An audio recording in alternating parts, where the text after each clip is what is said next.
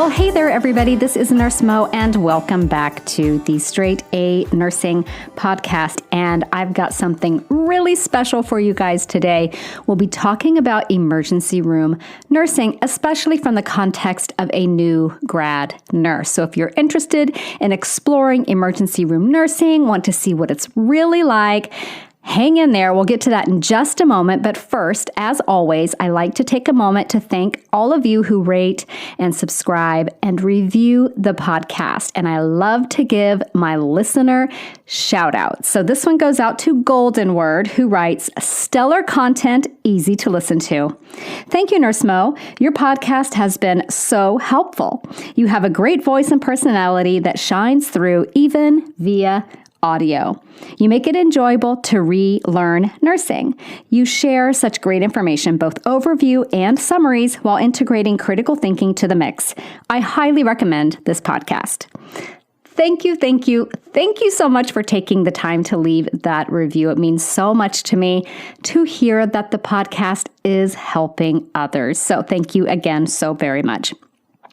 So in today's episode, I promised you guys something really cool. So today I'm doing an interview with Michael Smith from the Real Talk School of Nursing podcast. So if you haven't yet started listening to the Real Talk School of Nursing podcast, go check it out.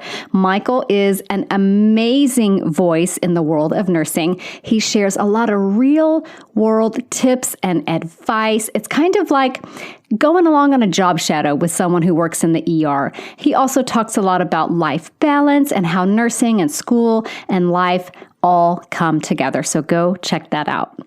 So without further ado, let's get into the interview.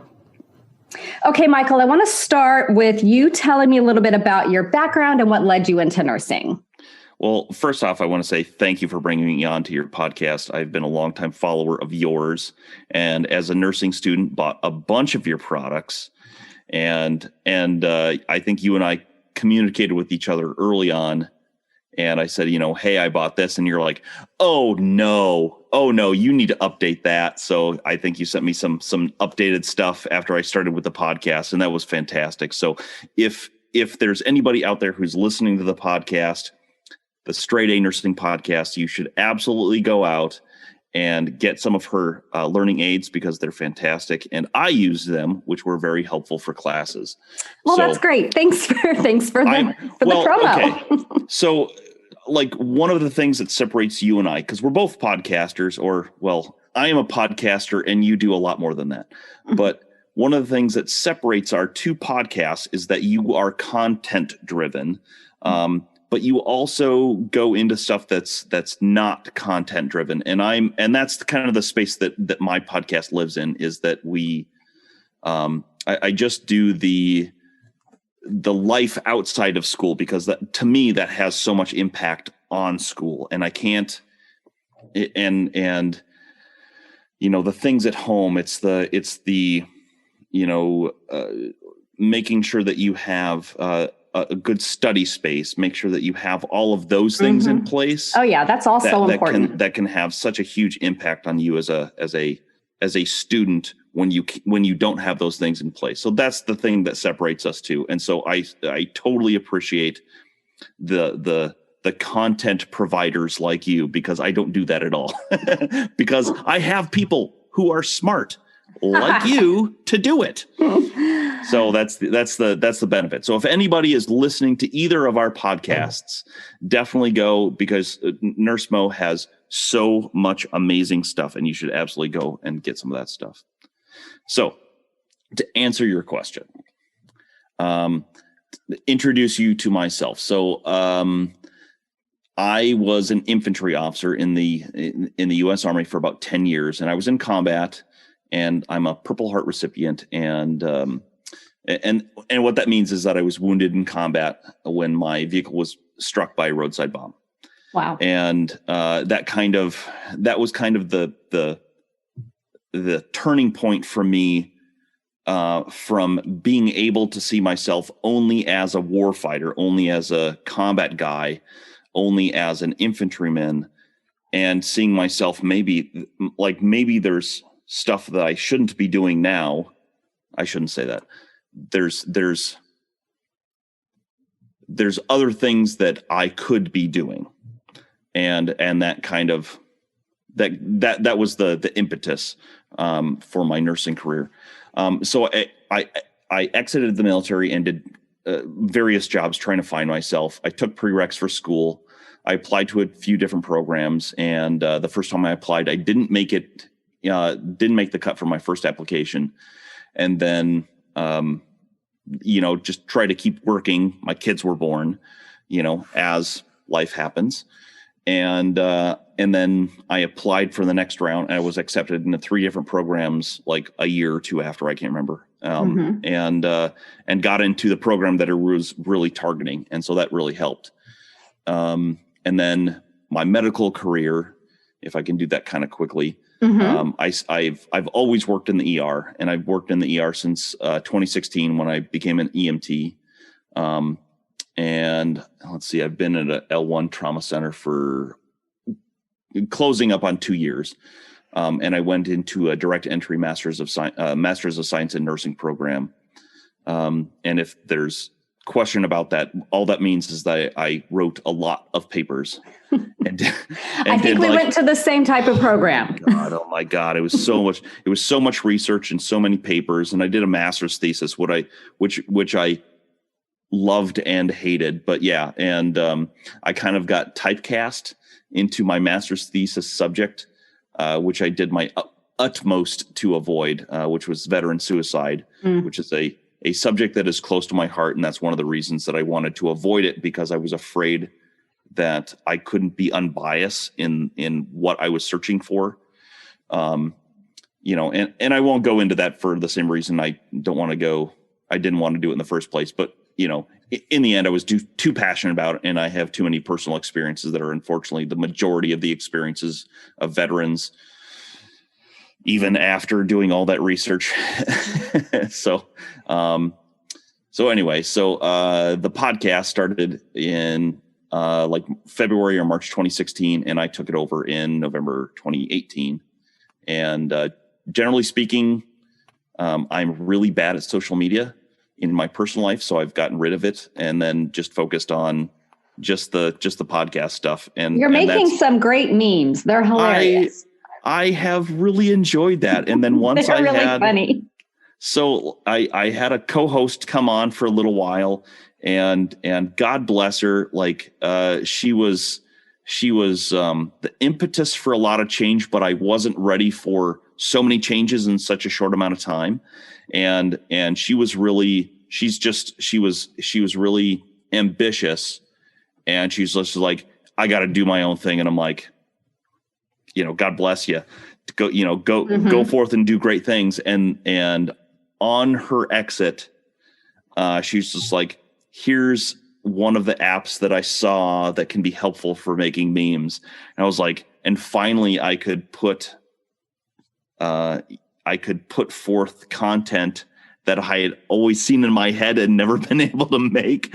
So that was really fun. Yeah, no, it's really, I always had lots of ideas, but I didn't know how to make them easily. And then, now I do. So I can do a bunch of stupid stuff. And it's funny now because it seems like people are so easily offended by everything. Like, they're very sensitive to things. And I've really tried to avoid that because I want to be accessible to everybody. And right. I want people to be able to see this and be like, oh my gosh, that's ridiculous. And, and ridiculous and funny and relatable. And so I've tried to avoid a lot of that. And thus far remained relatively successful in avoiding a lot of the pitfalls. So yeah, so that was fun. Yeah, you hit 5,000 followers.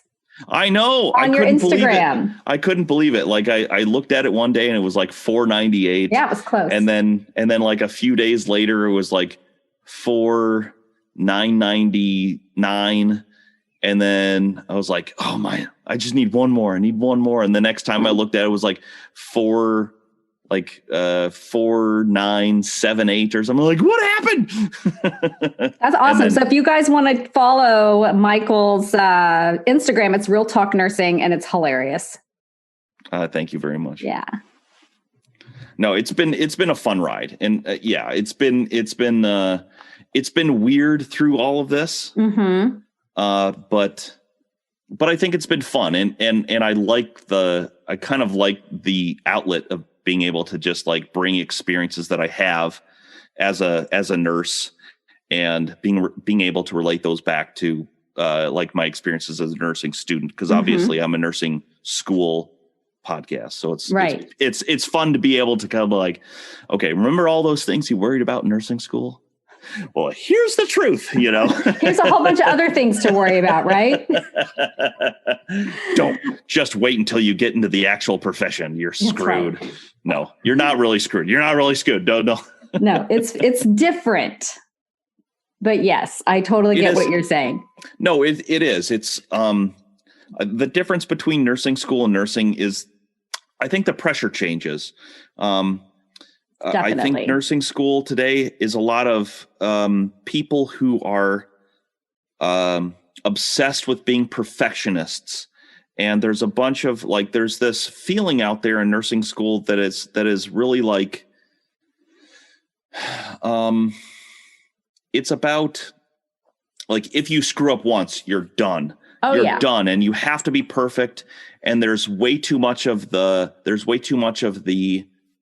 idealism about what nursing is. It's, it's all going to be sunshine and rainbows, and patients are going to appreciate you, and all of your experiences as a nurse are going to be amazing and joy-filled and satisfying.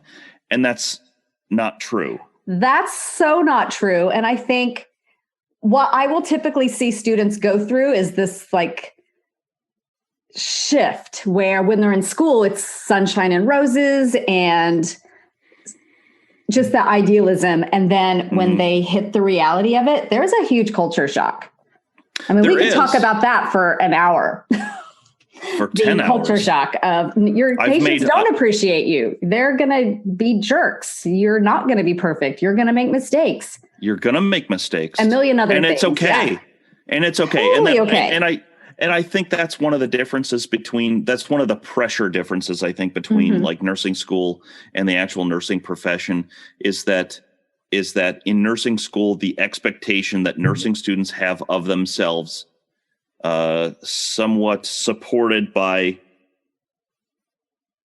toxic instructors, we'll just say toxic instructors, that you have to be perfect, and you don't have to be perfect. Like, let me rephrase. You have that feeling that you have to be perfect in nursing school, and the expectation once you become a nurse is that mistakes are part of learning. Right. Like, you don't want to make errors. Errors are different. Yes. Errors is you're supposed to give, I don't know, 10 of Lasix and you give 40 of Lasix or something like that. Or you're supposed to give, lactated ringers as a bolus and you're giving normal saline. Like, is that well, maybe that's a bad example because that's probably not that big of a deal, but like medication. But it would get you in trouble in nursing school. It would get you in major trouble in nursing school. Maybe if you didn't even expelled. The right thing. which obviously doesn't, those who live in glass houses shouldn't throw rocks. Like show me the nursing instructor who never made a mistake as a nursing student, who never made a mistake as a nurse, and I will show you the nursing instructor who never actually practiced nursing. Exactly. It's like exactly. I was a big horse person in a previous life, and people would be like, "Well, I've never fallen off a horse." I'm like, "So you've never ridden one?" Because that's the only way you've never fallen off a horse. Good analogy. I like that analogy. I think it is important that we remind students to give themselves some grace. And I know with your podcast, talk a little bit about school life balance and how your podcast and your approach to that promotes that school life balance, which is so important? So I think the proper balance for me, if I'm talking about work or school life balance, the proper balance to me is imbalance. Like, if you want to make it through school, okay, let me back up. My journey through school follows, a similar pattern to everybody. Everybody goes through the same 3 stages, which is prereqs, nursing school when you're in the thick of it, NCLEX prep and new grad. And so I try to follow that pattern with my podcast, and I try to do it so somebody who's listening to it can get something out of it, no matter what stage they're in. And then if I'm lucky, they'll go back and they'll listen to it again when they're at a different stage, and maybe pick something else up. So it's there's some universality to it, and there's a legacy value. So my overarching theme is that there's more to nursing school than just learning content, because life continues on whether or not you're in school. And it's my belief that that's, when that's out of balance, and again, I'll talk about that balance later, but when that's out of balance, or things outside of school are taking away from school, that needs to be fixed. Because when you're in school, I think too many people believe that school and life should be like 50-50. I don't understand why I can't go out with friends. I don't understand why I can't, 3 nights a week have dinner with my spouse and have a sit down dinner for an hour and a half with my family. And I feel like I'm ignoring my kids if you're a new mom. I mean, the nursing profession is female dominated, and there's a lot of stress for women to have both career and family at the same time. And that can be a really hard balance to catch, I think. And so, when they're, for me, I was a non-traditional student. I was 35, I think, or I don't know, 30 something when I started nursing school, and I had twin 2-year-olds at home. Wow. And that was hard. And if I was a mom in those same circumstances, it would be very difficult to be both a mom and a nursing student at the same time, because the balance in nursing school is imbalance. So people think that they should be able to balance school life, social life, and sleep. And some people have to work on top of that. And work. And yes. Work life, work. Yeah. And which I kind of include in my mind as part of personal life. And I just don't think that's realistic. Nursing school isn't like being an English major or like a philosophy major, for those of you who are in a brick and mortar 4-year traditional BSN program at a traditional university or college. This is a serious education for like a serious profession. And the balance, again, in my opinion, should be tipped heavily towards school.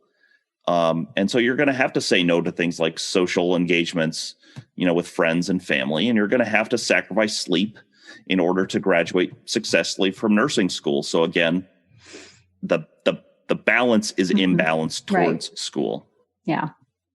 Yeah. I think that's an expectation students maybe should have from the beginning, so they're not so blindsided by it. And I think if you plan for that imbalance, you could still have a little bit of your life, versus what I did was where I had no life. I was that perfectionist student with that unrealistic pressure. And I would go months without seeing friends or... How old were you when you started your initial entry program? Like my prereqs or the nursing program itself? No, your initial licensure program. I'm going to out myself here. I was 38. Okay. I think I was, I had already been to college once. Right. Yeah, me too. It was so much more fun the first time. Youth is wasted on the young, I tell you. It was great. I was way more into the social aspect. And, I got a fun degree. I got a degree in communications and worked in advertising. That's my degree. Too? Yeah, it's a great degree. Probably why we do this now, right? No, when I went back to school for nursing, it was, and I kind of lost myself in that. I didn't have imbalance. I was 100% school. And I think that's easier to make that kind of sacrifice when you're a little bit older, because you go, because I'm here for a purpose. I'm not here because my mom told me or my parents have some expectations or something like that. You're there because you, as an adult, as a well-established adult in your own household, and you've been doing your own thing for 10, 15, 20 years, you can do that. But I think where people get trapped up, I think where people get the trouble that people have is that, there are people who will say, but I know this one person who did XYZ. They did nursing school and they worked 40 hours a week and still spent time with friends and still got to go out and still got a 4.0, and I'm not saying those people aren't out there, because I know a few of them, and one of them one of them was in my cohort, and I hated her guts because she was so good at everything. No, she was I think 10 or 15 years older than I was, so a very, well established in her career. She had 3 grown children, who are in their not grown children, but in their teenage years. Not toddlers. Not toddlers, but still very involved. They still had sports and friends and social lives, and trying to keep up with that stuff in the teenage years, I think can be challenging. And did this, and she worked a full-time job, and she literally stood, figuratively stood on the desk of one of our instructors. Again, not literally, don't do this. And had a cow because she was going to miss a 4.0, in pharmacology, because because we had a new instructor, a bunch of drama or whatever. But this was a huge deal to her. And I'm over here going, I'm cool with 85. Exactly. Pass is a pass, baby. Pass is a pass. Okay, I want to talk a little bit, because a lot of my students are, thinking about their options when they graduate. And I get a lot of questions about specifically, can a new grad work in an emergency room? And earlier you said L1. And can you explain what that means? Because they may not know what that means just yet. So there's different levels of trauma centers. So a level 4 or a level 5 trauma center, those are your critical access hospitals. And those are going to be out in the very rural areas. They have less resources. They don't have all the specialists who come in. And as you get higher, towards a L2, L1, you have, trauma surgeons who show up to codes. You have, respiratory therapy. You have general surgery. You have all of these resources that show up every time a critical rig comes in. And so I work at the highest level trauma center, and I'm still under 2 years, so I don't do more of because it takes several years for you to get the experience to where they start training you for that level of care. And I'm right on the cusp of that. They're the manager and my supervisors are we just got to get some time. And this is the worst possible time in order to make time. Right. So I'm, so I do a lot of the triage, and triage for us is one of the pieces to that critical care, because you have to be able to recognize the difference between, and this is an oversimplification, between sick and not sick. Mm-hmm. That's Right. a super overcomplication. Like somebody who's like, this person is septic and they're going to have a lactic, of, I don't know, 3 or something like that, versus somebody who's very histrionic and maybe doesn't have anything wrong with them, but appears to be very sick. Like you have to be able to tell the difference, and it takes time to develop that level of discernment prior to having lab values. Right. So that can take some experience. So L1 to L5. L1 is the highest level trauma center. So that's when you have the most amount of resources and can take care of everything from gunshot wounds to severe sepsis to strokes to severe seizure disorders. I mean, the gamut. Those are the ERs that are taking care of literally everything, and that's why it takes some time to get to that level. So I'm not coming to you from I have 20 years of experience and blah, blah. I'm still kind of in that. I'm not a new grad. Right. I've got an extreme amount of volume of patients on my side, but I'm not yet at the point where I'm taking care of the trauma patients who are coming in, and it's like I'm not transfusing 4 liters of whole blood into a patient right now. That's not my level of experience yet. Okay. I think it's important that students hear, because I think a lot of them think that once they graduate and get their license and get a job, they're going to be expected to have this vast amount of knowledge. Oh my And a lot of them are really scared about that. So it's a great reminder that, especially in critical care areas like the ER, like the ICU, you're kind of considered new for years. Like I considered myself a new ICU nurse for 5 years.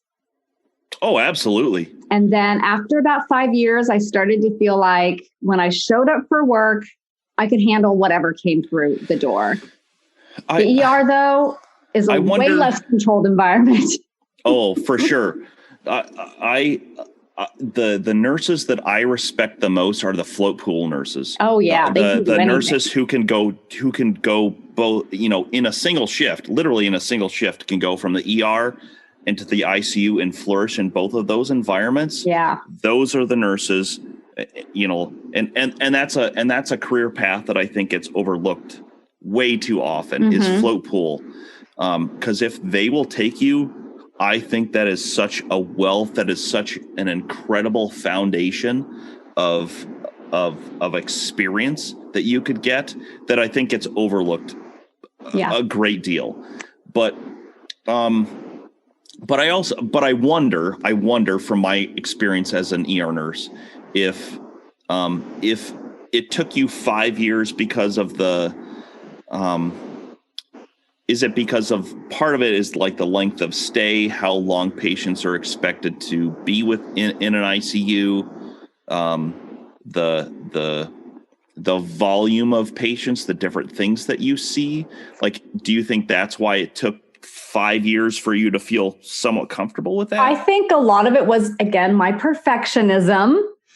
So I think there was that. I worked I don't anymore work in that medical ICU, but at the time we saw everything except for hearts. Hearts went to a different facility, but we saw the neuros, the sepsis, the DKAs, the GI bleeds, all of it. So there was just a lot to learn. There was just a lot of variety.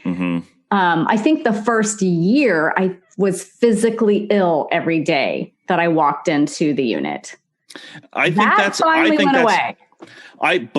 that's a really important thing for people to know. I think that's a really important thing for nursing students to know, is that, like, during orientation, especially you're like, even doing my podcast the entire time, even doing all of that and kind of having some overarching perspective of how things go and how careers go and all of that stuff. Like there are so many times where I was just like, oh my God, I don't know if I can make it through this orientation shift. Like I'm so stressed just pulling into the parking lot, like, and seeing how many cars are, in the patient parking lot for specifically the ER, because we have like a specific lot just for the ER patients separate from. So you could kind of get an idea of what you were walking into at work every day. Oh my gosh. Yeah. And so it's just like looking at that and just being so stressed out about like what's to come. And just being like, I don't know if I'm going to make it through this. Right. Like I really don't. And I think that's an important thing to understand that will happen. And if it doesn't, I think you're a dangerous nurse. Right. If you're like, oh, it's going to be fine. I got this. No, you don't. on day three, oh, it's going to be fine. But like, you're going to kill somebody. Oh, yeah. Please don't. Yeah. No. So I think it was good. I had that hyper awareness. It wasn't a fear that paralyzed me, but it certainly made me extremely careful and very stressed out for a long time. But I think for your line of work in an ICU, I think that attitude is proper. Is proper. And on my side, on the ER side, there's a lot more of that kind of wild, wild west. Yeah. Like we deal with a lot of ambiguity. Yeah. And in one of my previous episodes, I had Fire Department Chronicles, Jason from Fire Department Chronicles on, and we talked about like EMS and the level of ambiguity that those guys deal with. Oh yeah. Makes us sound like we're just like in this posh, in this posh job or whatever, because they really walk into people's houses. Oh yeah. My husband's a firefighter. I hear it all the time. Oh my gosh. So the level of ambiguity between ER and ICU, I think is probably one of the hallmark differences. And I think that's what separates us a lot, is that we deal with a lot more ambiguity, and we're dealing with more like we're starting from zero treatment. And by the time, like I consider by the time I'm sending somebody up to a med-surg unit, for example, that patient, their labs are more or less in balance. We've corrected hemoglobin if they needed blood. We've corrected electrolyte imbalances. They've got fluid on board. I've cleaned them up, because they come in and they're in all kinds of states of like, I think it's kind of funny when I see memes, about like med-surg nurses giving ER nurses a hard time about like, well, they pooped in the elevator, the patient pooped in the elevator or something like that. I was like, well, first off, I'm not transporting my own patients, because I think everybody above a level 3 is like they have transportation aids and stuff like that, because they're a big enough hospital. So we're not transporting them anyway. So like, look, when they left me, they were clean. They were fine. They were fine. Like, and you should have seen them when they arrived, because, I, without going into extreme detail and getting into gross detail about the things that I see on a nightly basis, when people come in, they're wearing, like layers upon layers of briefs and pads and this stuff, and they're all output soaked. How's that for putting it gently? That's I've seen that. And so, by the time they come through, like I'm the nurse, like I try to get them as cleaned up as I possibly can. And like I try to get them to that point, but if they poop in the elevator, they poop in the elevator. That's not my deal. It happens. It happens. It does happen. So one of the things I think you are really like, the theme of a lot of that, Michael, is that if you're going to work in the ER, you need to be comfortable with being really uncomfortable a lot of the time. Absolutely. Yeah. Absolutely. So what kind of training would a new grad get in an emergency room? Well, so orientation, so if I'm talking about orientation is going to be a steep learning curve. And I mean, when I say steep, I mean steep learning curve. There's a lot of extra pressure because there's so much variability. And so orientation is going to be longer.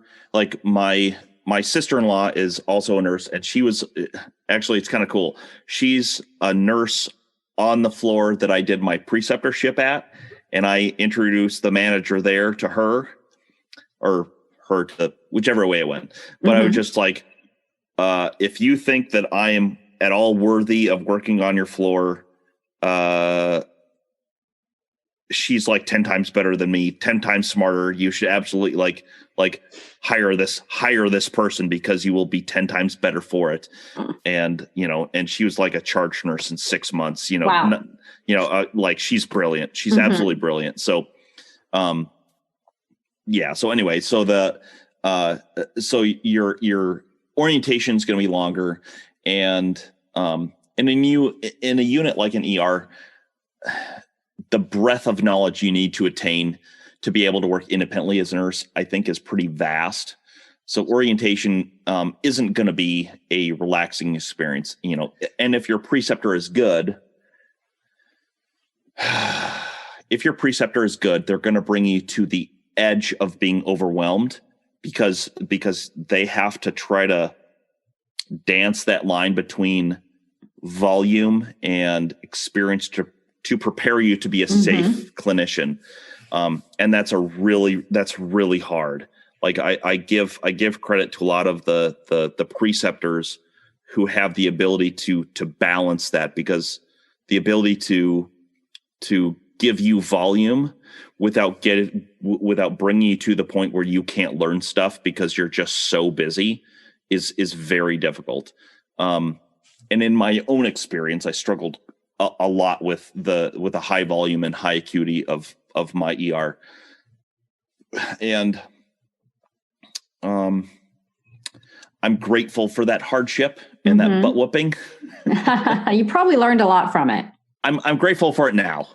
For it now, because at the time I recall many occasions, driving up to the hospital, like I said, where it's just like, it's 3 minutes before I'm supposed to clock in, and I'm kind of wondering if it's too late to call out. It probably is. It's like, Alaska has a bunch of empty lots, and I have a little bit extra money. Maybe I just buy one of those and move up there.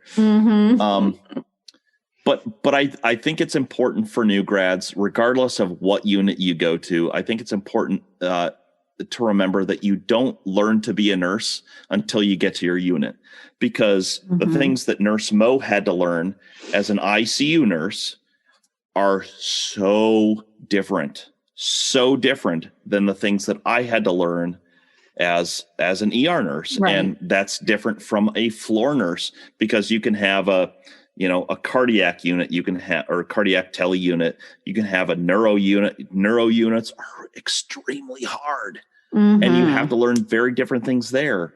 If you're going into the OR, those are very different skills. It's a whole different thing. So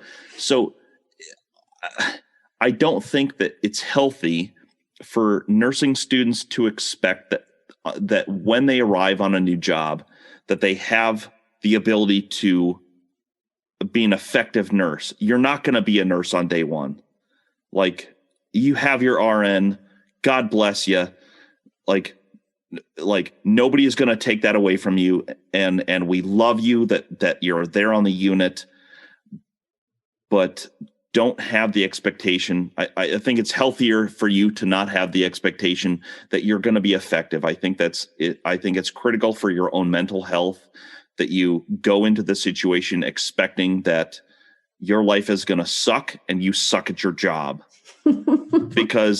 not because you're stupid, right? But because you have so much to learn, right? Because my friend Mark Klimek from Klimek Reviews, he would say that nursing school teaches you how to be a novice generalist. Yes. And that gives you a very basic foundation. Nursing school gives you a very basic foundation of what you need to know in order to be a nurse.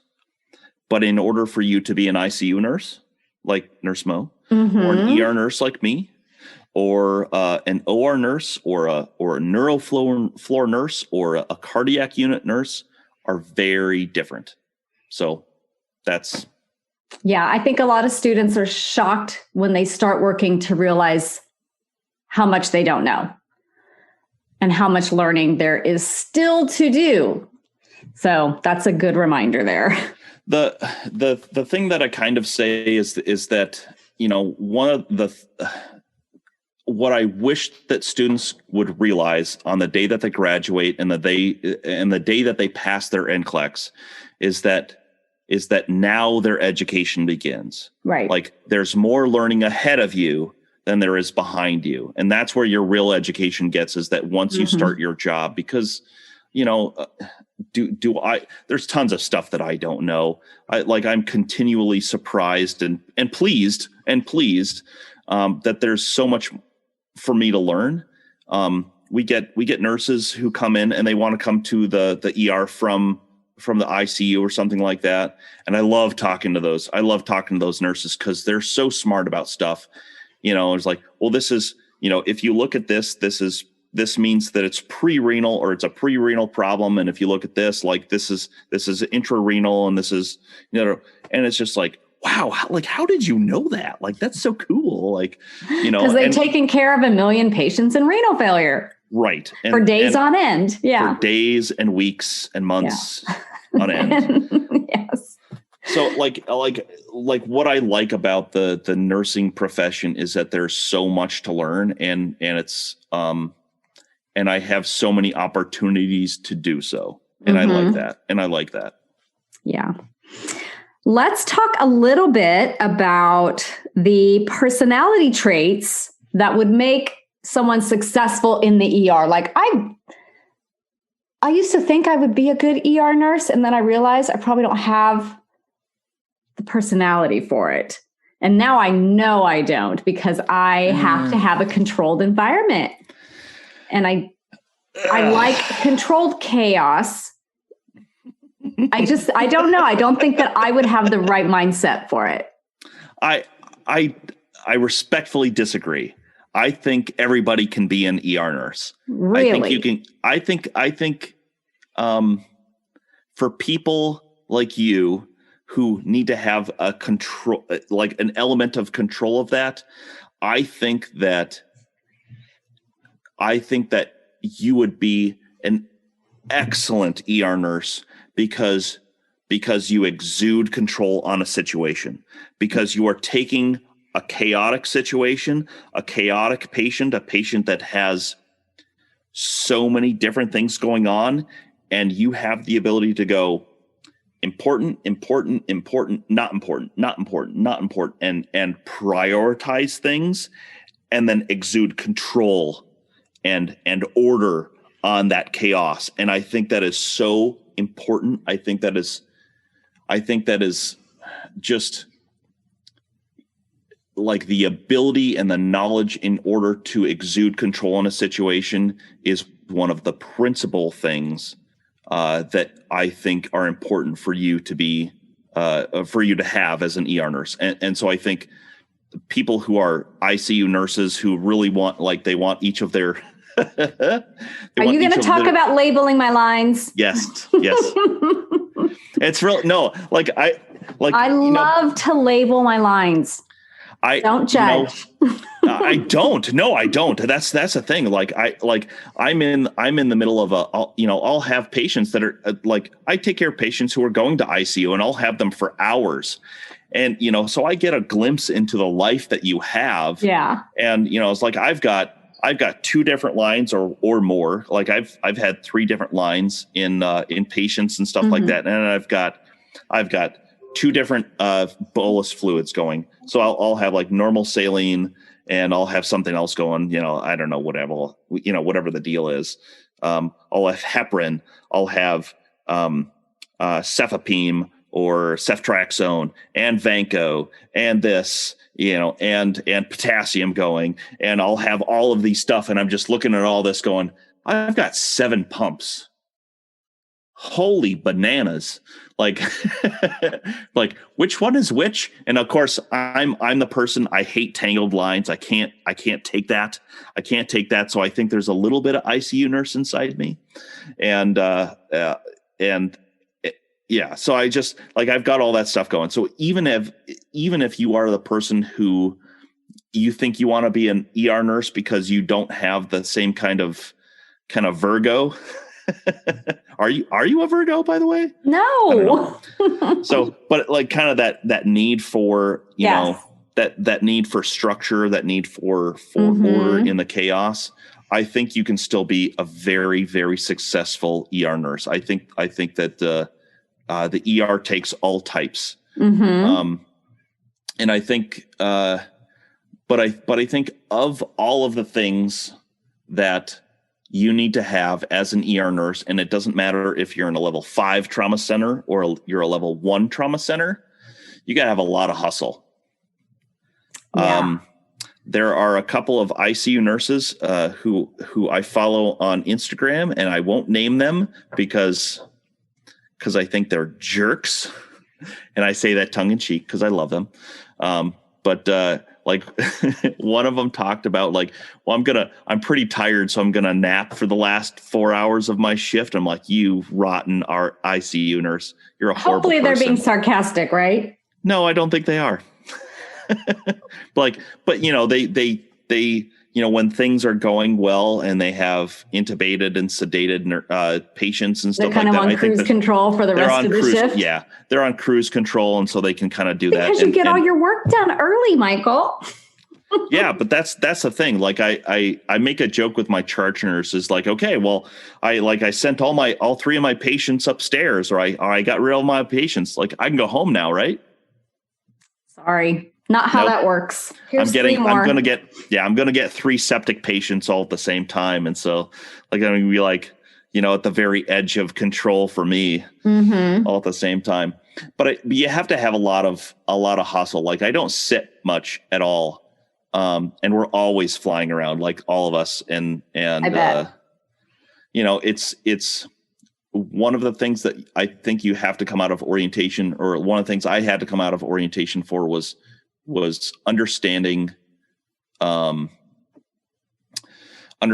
who I could go to for help. So like when I had 3 septic patients at the same time, I knew that I could go to one of my stab nurses if our stab rooms or if our critical care rooms were not hopping at the time, and I could go to one of them and be like, hey, like, can you start a line start a line, get cultures and get labs for this person, and get some fluids running on this person, and I'll be in there in like 10 minutes, but I need like 10 minutes, right? Because I've got these 2 other patients that are just crazy. The other night I had a COVID positive, whiny, histrionic, needy patient in DKA. Oh, fun. Next to a severe sepsis person. And then I had this patient who was basically just waiting for transport. And the guy who was waiting for transport, or the patient who was waiting for transport was like, hey, I need this. And the difference between a floor nurse and an ER nurse is I looked at him and go, I cannot think of a single thing that is a lower priority right now for me than changing a clean dressing for you.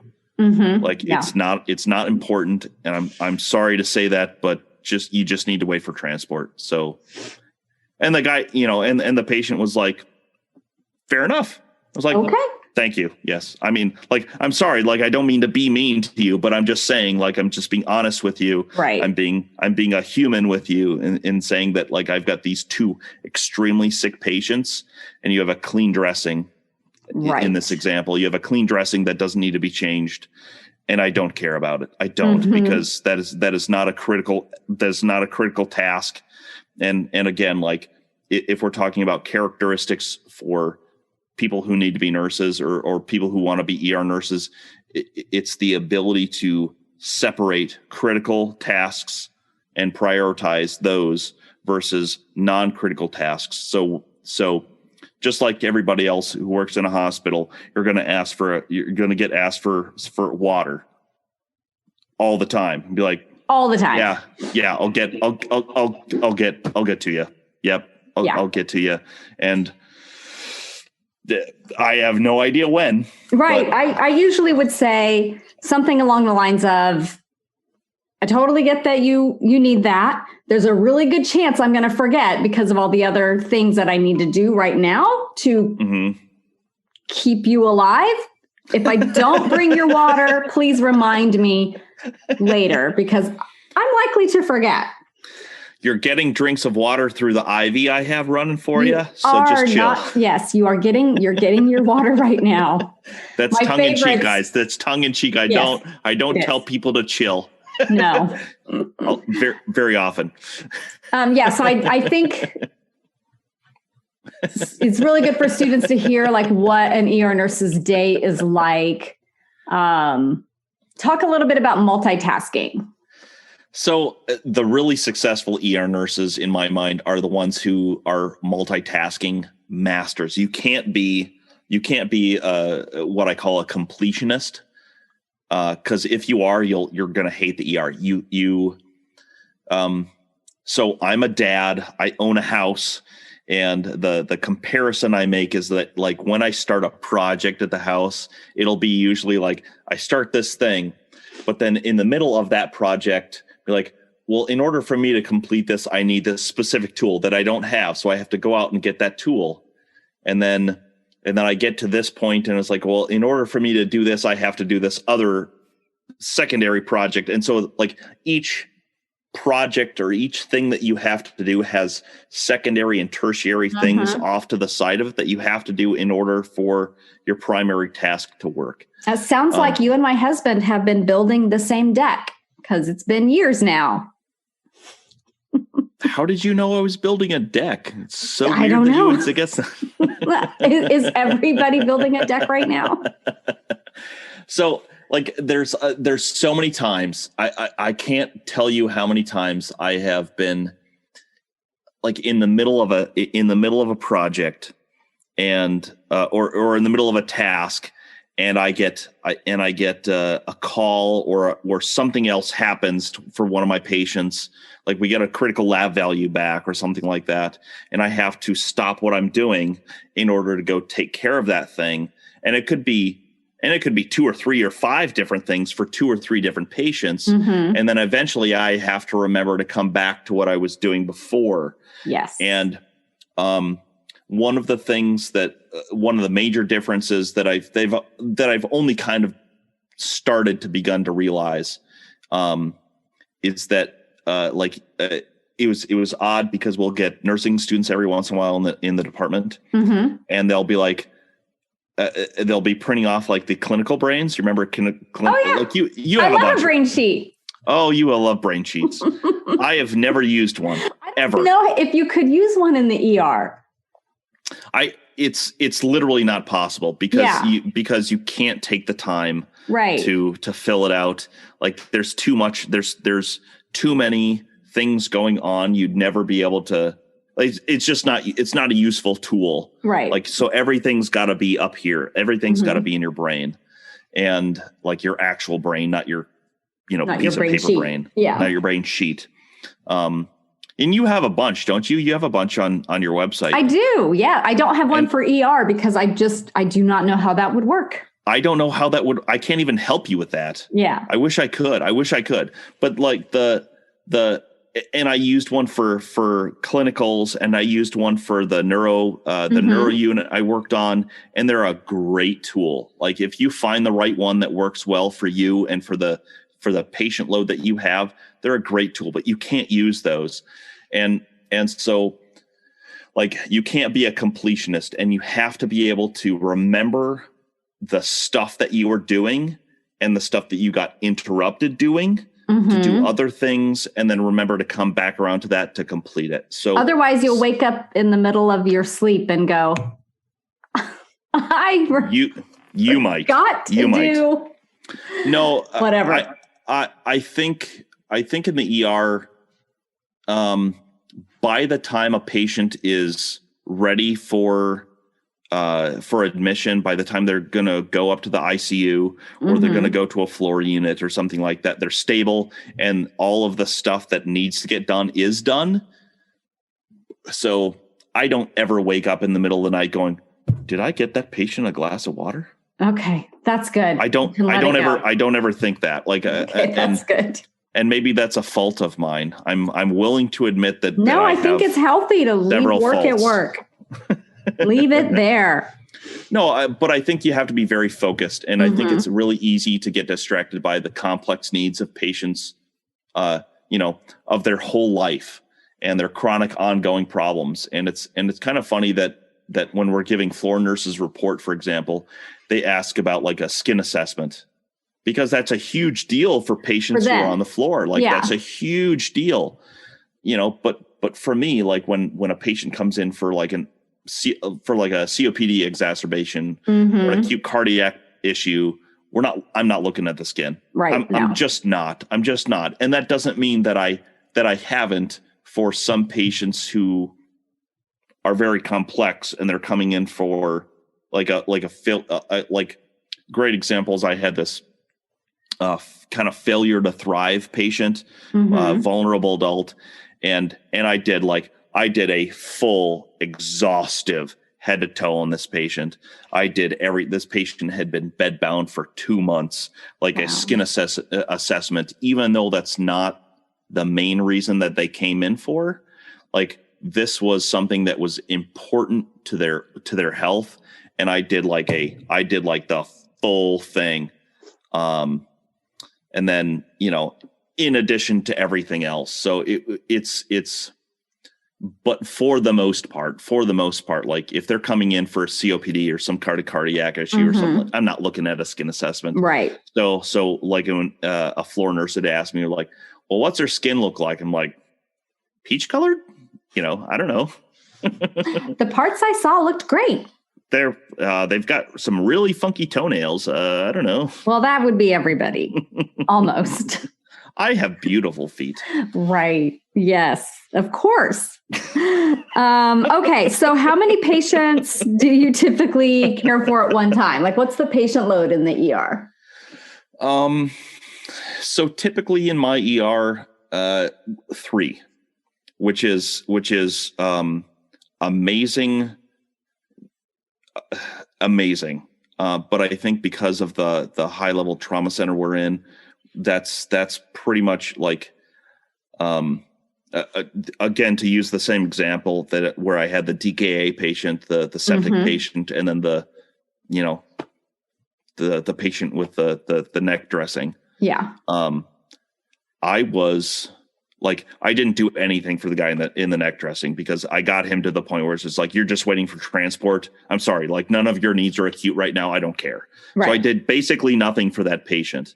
I got them water and, a couple of the small short things or whatever, but nothing that took any real time. And I was completely overwhelmed for about 2 hours, with those other 2 patients. And I was at the very edge of my limit. Like, I talked to other nurses and I'm like, I'm completely overwhelmed with these 2. I'm at the very edge of my ability to control, to manage the tasks that are needed for these 2 patients. So, I am in no way, under a misconception that I'm not spoiled to freaking death, that I only have 3 patients in an ER, because I know a lot of ERs that are doing more. Yeah. I don't know how that's possible. I really don't know how that's possible. They must have like some amazing like techs and also NAs or something like that at the same time. Cause I'm the one who turns over all my rooms when a patient leaves. I'm the one who toilets all my patients. I do basically, I'm 100% of that patient's needs, except for EKGs and like secondary blood draws, which I'm like, I don't ask techs to do anyway, because I was a tech prior. So I don't need them for that. But No, but that's typically something. So I have 3 patients, though recently bed availability has been a big issue. Yeah, us too. And I'll be honest with you that probably obviously, hey, if you haven't watched the news, COVID is a thing. However, the news, the way the news presents in my area, at least, is that like, well, 98% of beds are taken, in our metro area, and they're always doing it in the context of COVID. But COVID patients are probably 20 to 25% of our total volume. So not really a lot. It's just we're still at 100% of what we always see, all the air quote typical stuff that we always see. It's just 20 or 25% above that is this other thing where patient care takes a lot of time. And so we sit on patients. So in the ER, we have what we call medical boarders. And so we'll sit on, 20 a night. So that's 100% of our ER capacity for the number of nurses that we have at 5 o'clock in the morning or something like that. All the rooms that we have available for the staff that we have are medical boarders, and we'll have patients out in the waiting room for 6 hours for normal, again, air quote, normal issues. The regular things. Yeah, the regular stuff that comes into the ER at any time. So I'm taking, like, for example, my point is, I'll have 3 medical boarders, and I'll just tell my charge nurse to be like, look, I'm just sitting on these patients. Like, they don't need anything. And if they do, I can handle it. I'm going to open up these other 3 rooms, stock them full of people so I can get them. So I'll take 6, 7. I've ended shifts with 8 patients. Oh, wow. Cause like some of them, like if they come in and they're what's called, for us, it's ESI. It's like a resource and acuity measurement tool that we use. So ESI 4, which is low for us, like very low for us. And we'll just stick them in. It's like, okay, it's things like a toothache, they need a dental block or something like that. And so they'll get that and then they move on. So it's a lot to do for a very short amount of time. And then I can move them off and we'll just take care of them. So I'll take 4 or sometimes 5 of those on top of my medical boarders. But typically for me in my department, 3 is normal. Wow. And that's good. And yeah, like that's like, I think that's a good number at the level trauma center I'm at for the high acuity patients that I have. 3 patients is the edge of control. Like that's manageable. More than that is not to me. Yeah. So for the students that are listening, if you don't know what Michael's talking about, a patient in DKA, diabetic ketoacidosis, very busy, lots of things to do initially, tons of fluids, tons of blood sugar checks, tons of labs, tons of electrolyte replacements and watching. It's busy. And then the septic patient also has basically, as soon as a patient screens for sepsis, a stopwatch starts. Yep. And you've got all these things that you pretty much have to do within a very specific set amount of time.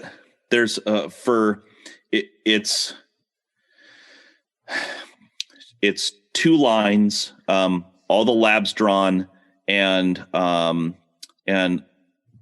let's say 2 liters of water.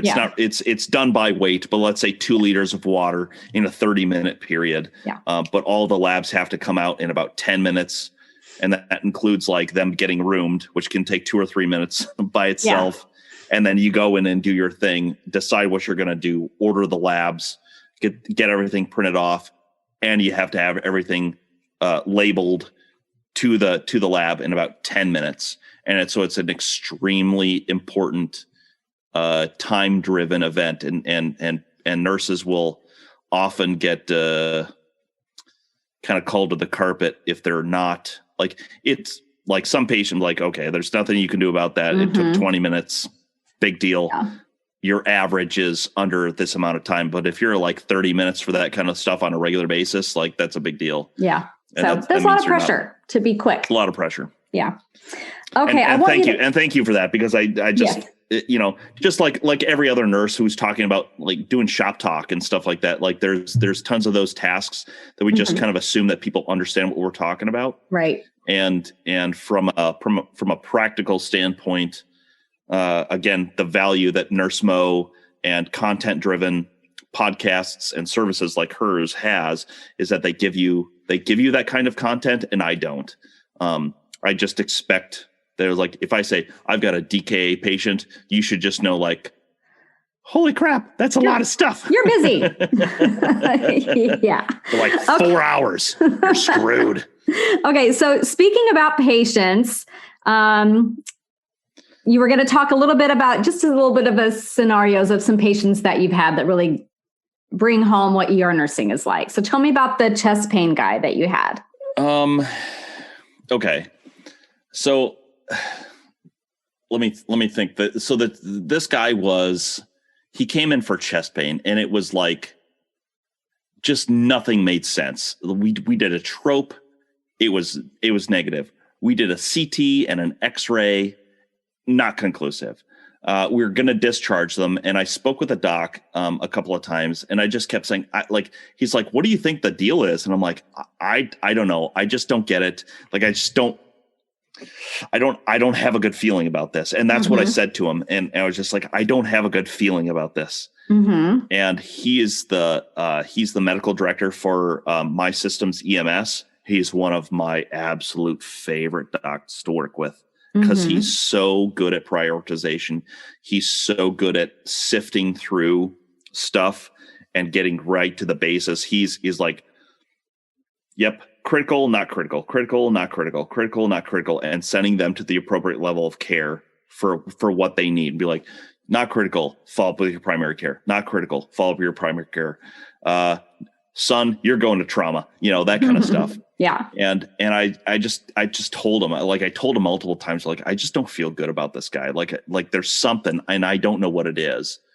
And I was still in my first year of nursing. So, I lacked a lot of that experience. I just didn't have the experience to say, this is what I think it was. And, and again, like, I think this guy is probably one of the best ER docs in the country. Like, he's got to be. So while I felt there was something wrong, I didn't know what it could have been. And the pain seemed like it was more than something that is just simple angina, or angina, or however different people say it. The doc went back in, and he came out to me, and he was like, I was going to discharge him, but I don't feel right about him either.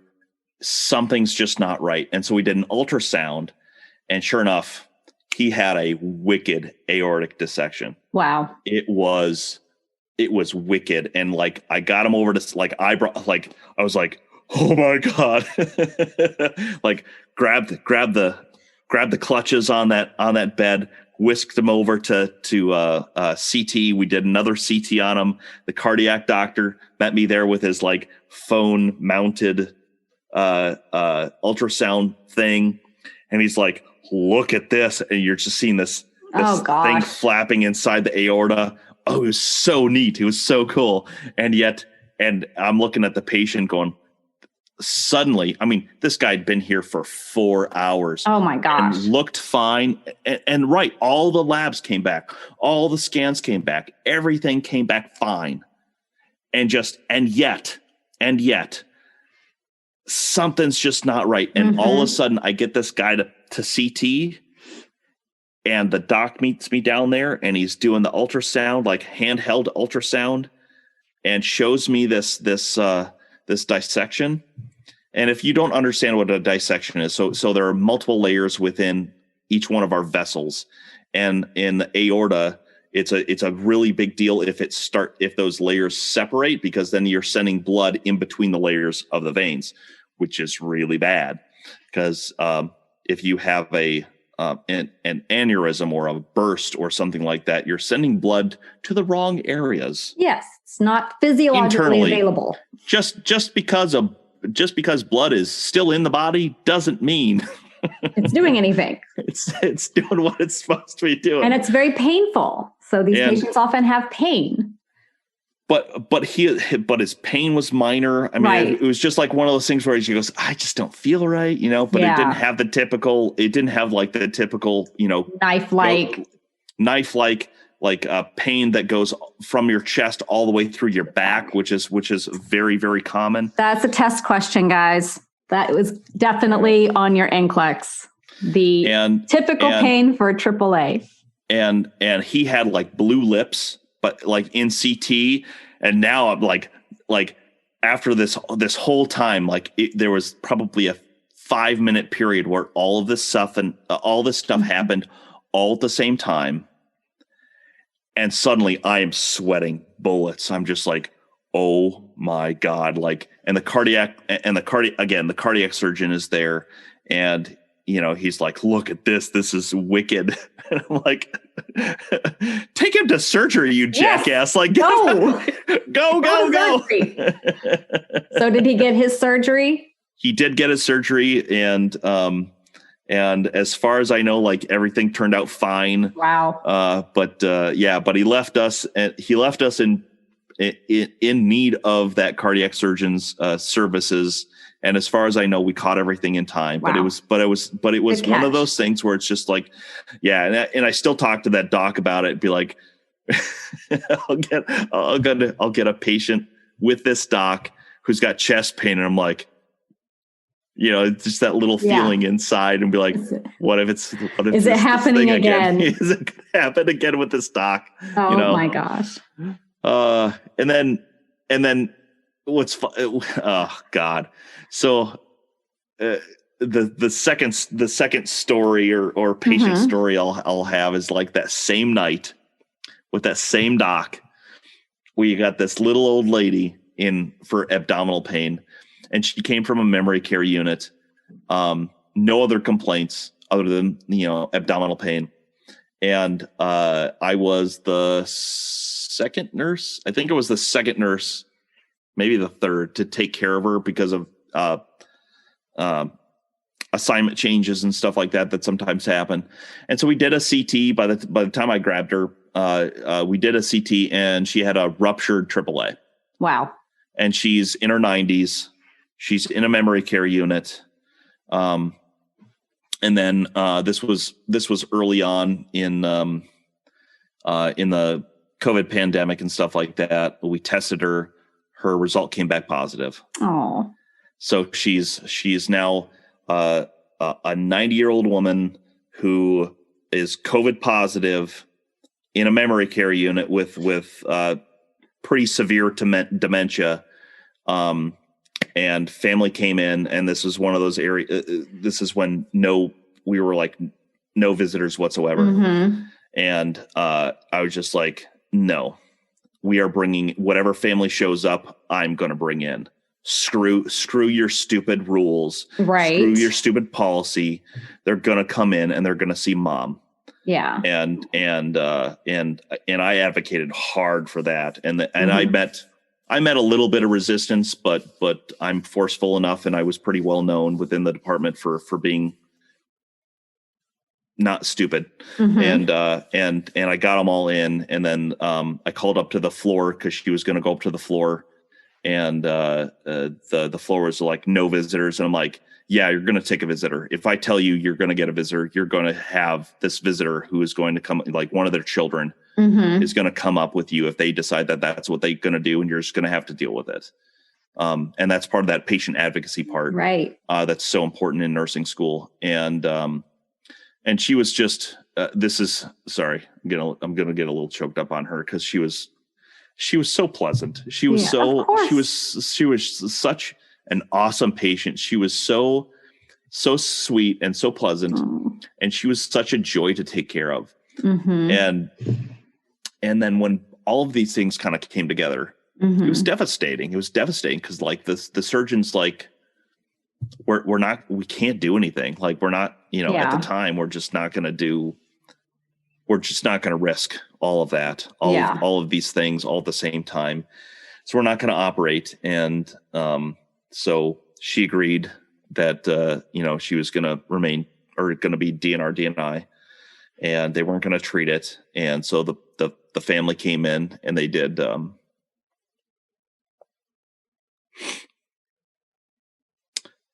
they said their goodbyes and sent the patient up and stuff like that. And she actually lasted a long while, but from the time that I got her until she left my care, like her stomach had visibly gotten bigger and stuff like that. So she was leaking pretty good. Like she was bleeding internally.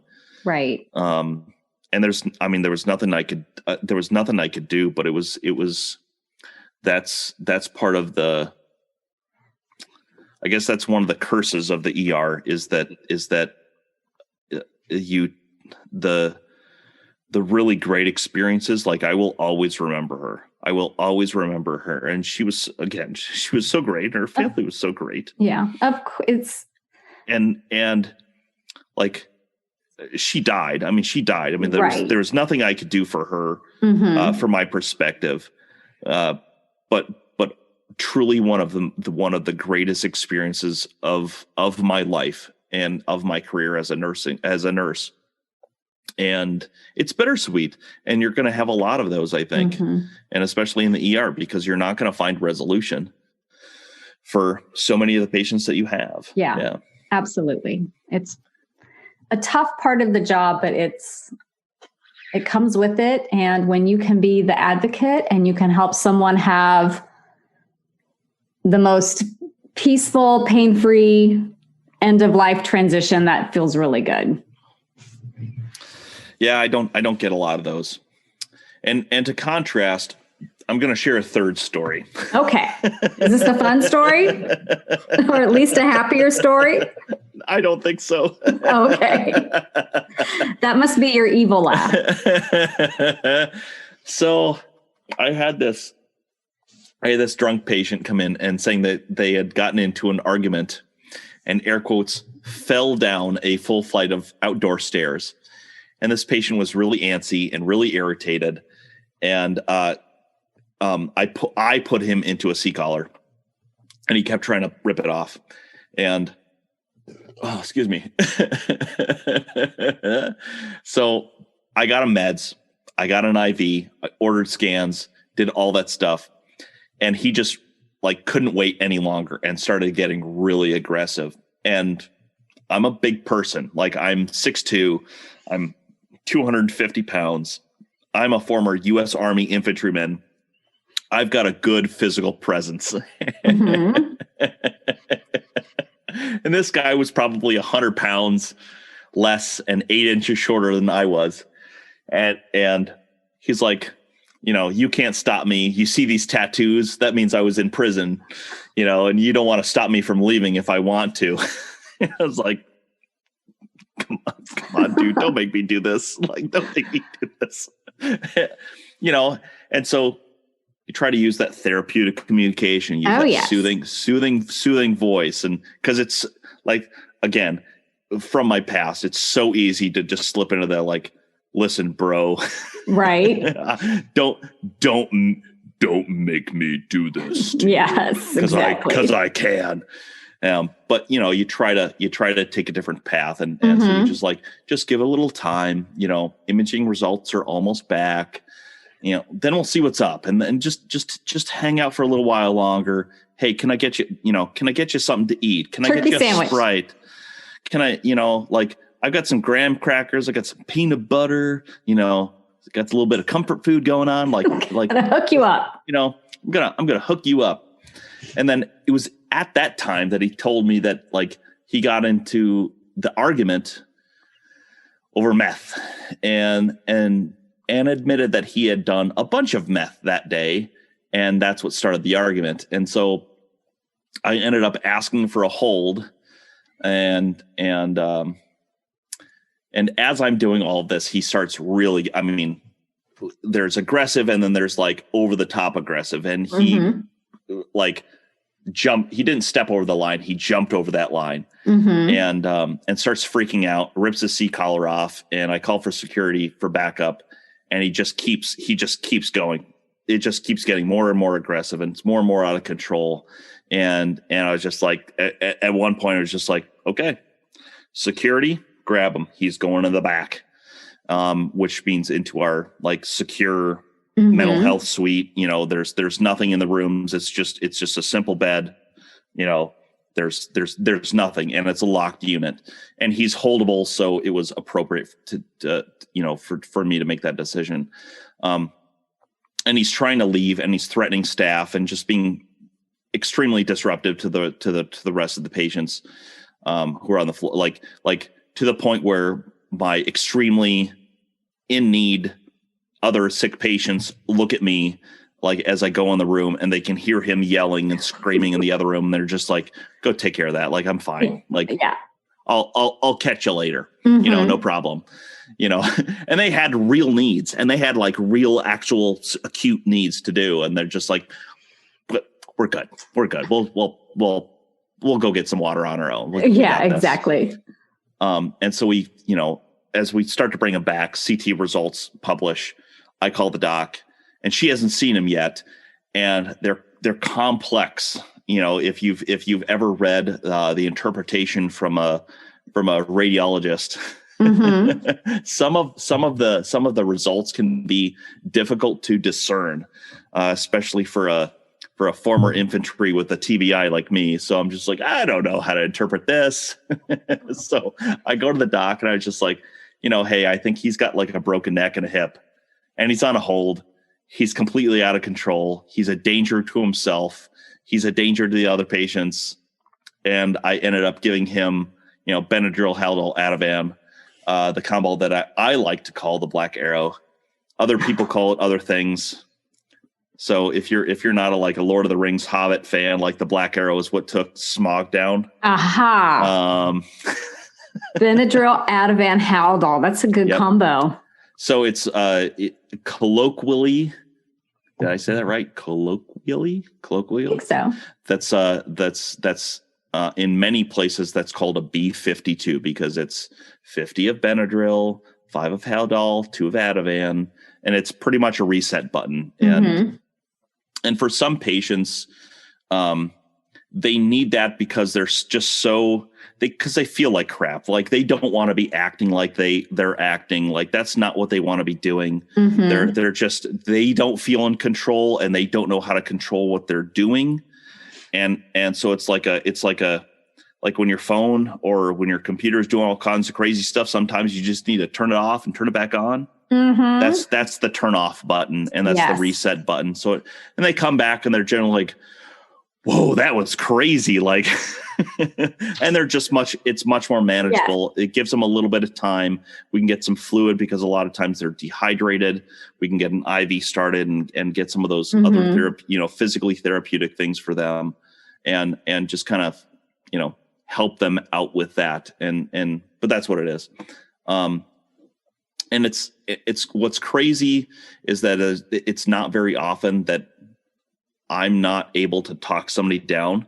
I'm not the person that you would suspect on my unit. If you took a gamut, if you lined up all the nurses in my department end to end, and you looked at me versus everybody else, you'd be like, there's no way that's the person who's the therapeutic talker. But it works. But like, there's very few that I can't like talk down. Right. And it was just like at the end of an hour or 2 hours of this, and he was just getting more and more aggressive, more and more, threatening physical violence. Like it was just, that was the end. And the unfortunate part is that I had to do that, which is not great. But so my warning, kids, don't do drugs. Don't do drugs. Meth is bad. Meth is bad. Yes, it is. Probably see a lot of that sort of stuff in the ER for sure. But that's, and that stuff is not typical. Like that's not a typical day. That's those are like the highlights of things that happen. Like a typical day is a lot. a typical day is more routine. A typical day is, there's 40 people in the waiting room when I get there. They're all various issues. There's ambulances that from every ambulance service that we have in the area, and they're all dropping patients off. And yes, there's variability from the standpoint whether it's mental or behavioral issues, sepsis, pediatrics, bariatrics, geriatrics, social work issues, all that stuff. And I get everything from mild sunburns to gunshot wounds, sepsis to DKA, severe alcohol withdrawal to paranoid schizophrenia, and everything in between. So there's a lot of variability from that standpoint. And again, I feel really lucky because we have a normal patient load of 3 patients. And I think even with the 3 high acuity patients, it can be really easy to fall behind. Yeah. But I think if there's anything that I want to leave with nursing students is that nursing is a team sport. Absolutely. It doesn't matter. It does not matter how many patients you have, whether it's 1 patient in an ICU, 2 patients in an ICU, or 10 patients in a inpatient psych unit. You cannot do the job by yourself. You can't. You can't. And you lean on others, and others are going to lean on you. And, nursing staff has to be a cohesive unit. And so if you're in school, and this is where I'm going to turn it kind of back to my audience, or to my message in the audience, is that you have to learn to ask for help. And maybe Nurse Mo can help me with this, or confirm my suspicions or my experience. But there were so many of those nurses who were like, well, no, I'm going to study alone, or no, I don't like group study sessions, or whatever else. And they would just, they're just doing their own thing. And I think it's really important to learn how to ask for help. And I think and if you're not asking for help, you should be asking others if they need help. Yes, absolutely. And I think that's I think some of the nurses in my program missed that initially. And I think, but I think probably by the time a nurse is in my department for probably 3 months, they know how to ask for help. Yeah, they know how to ask for help. Yeah, I definitely agree. I've talked about this before on the podcast a couple of times, that, you're in your prereqs and maybe you're trying to get into a really competitive program. So you are kind of every man out for himself. I just have to be at the top of my class because I have to get into this program. Yep. But once you're in, you got to set that aside. It needs to become more collegial. It needs to become more collaborative. I agree. And you ask for help, you offer help, you pull each other over the finish line, because when you're working, those are the people that are going to save your bacon, for sure. I think there's some muscle growing to that. I think that when you are, I think you have to learn both sides of that. You have to learn both how to ask for help and how to see that others need help. Yes. And recognizing when others need help and how to help others. Yeah. I think is a very important thing for all of us, everybody, to learn how to recognize in others, because there's going to be times, or let me rephrase. There are plenty of times where I've asked another nurse, hey, is there anything I can do for you? And they'll look at me and they'll just go, no, right. No. And you can clearly see that they're just not at a point where they even know how to ask for help, because they're just so overwhelmed. And so I'll just look at the charts and be like, hey, there's some antibiotics due in this room. I got it. Right. And you just have to be able to know how to help people. Right. Yes. And I think that's an extremely important skill to learn. And that's best. I think that's best suited to learning in nursing school. Yeah. That's a good reminder. I think so. Definitely. Well, thanks, Michael. This was super fun. I think so too. It was your idea. It was a good idea. I've waited so long to get together with you. Like I've been so patient with your busy schedule. My schedule's insane. Oh, I'm blaming you, but I'm really pointing at me. Ha ha ha. No, it's been a long time coming. I'm so grateful that we were able to get together and thank you for, bringing me onto your podcast. It's fun. I think everybody's going to love it. And you guys, if you want to hear more from Michael, check out Real Talk School of Nursing podcast. It is awesome. Subscribe to that. And it's like having your best buddy with you, kind of like doing a job shadow. But first, if you're going to subscribe to one podcast, one nursing podcast, Straight A Nursing. Okay. But why not do two? Why not do two? Exactly. Okay. Well, thank you so much, Michael. Take care. All right. You too. Take care. Bye. So there you have it, guys. Another great podcast for you to listen to. Michael is a fantastic nursing student advocate and mentor. So I hope that came through for you a little bit today. And if you want more of that real talk, then check out Real Talk School of Nursing podcast. It is awesome and time well spent. I hope you enjoyed this bonus episode as much as I did. See you guys next week. Bye for now. This podcast is brought to you by Straight A Nursing.